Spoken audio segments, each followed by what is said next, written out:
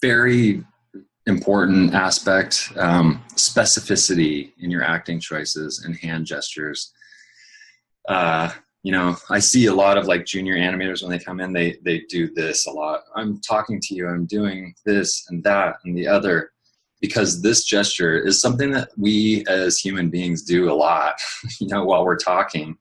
But in animation, it's really not so interesting to look at. You know, it's symmetrical.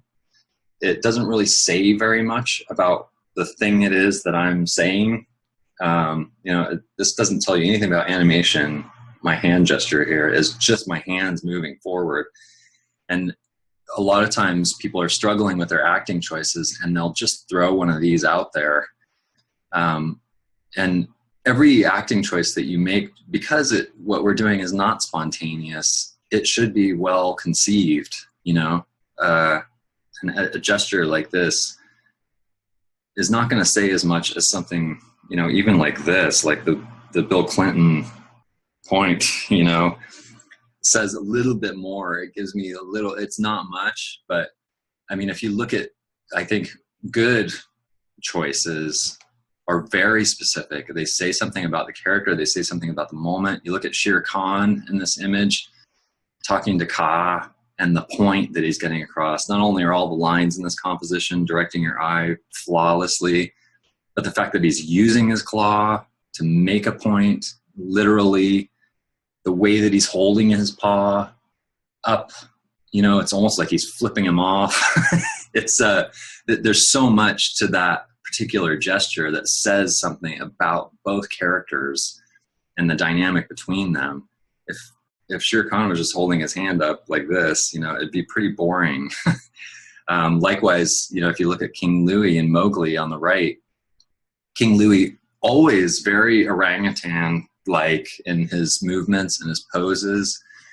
And look at the way that he's like slouched in the chair. You know, it says volumes about his character. He is the king. He can do any darn thing he wants. He just sits there and the world is his oyster. So he's just grabbing this kid by the head, turning him. I want to see what it looks like when I squeeze a banana and shoot it into his mouth. You know, so all of that is communicated in this pose.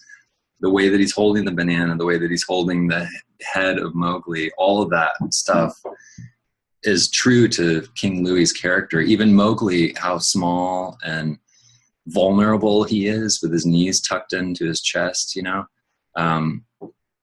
Great specificity in the acting choices here. And if you're going to do some good acting, you better be very clear and specific about every single gesture that you make and be thoughtful about it. If you are going to do this, you better do it for a reason, you know? So clear ideas. These are, again, just like making sure that the medium is transparent to the audience and you don't have any mistakes in your work. This is another part that is critical in terms of producing a good piece of animation, is having clear ideas in your gestures that are meaningful, that are sincere to the character, true to the character, and that are not cliche, that we haven't seen before. Sometimes you're going to do things that people have seen before, but even if you do that, you know, sort of a tried and true gesture,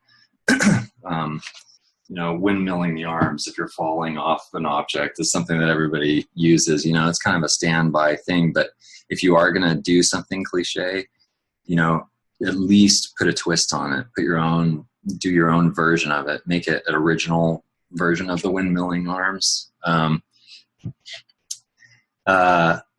it should be a caricature of what we know from real life. It shouldn't be real life. I think like our aim as animators is to heighten the experience. You know, that's why people go to see animated movies as opposed to looking at live action. You want to see a caricature of something that you recognize from real life, and that adds that entertainment value, you know. So things should be heightened, things should be pushed a little bit farther than they would be in real life.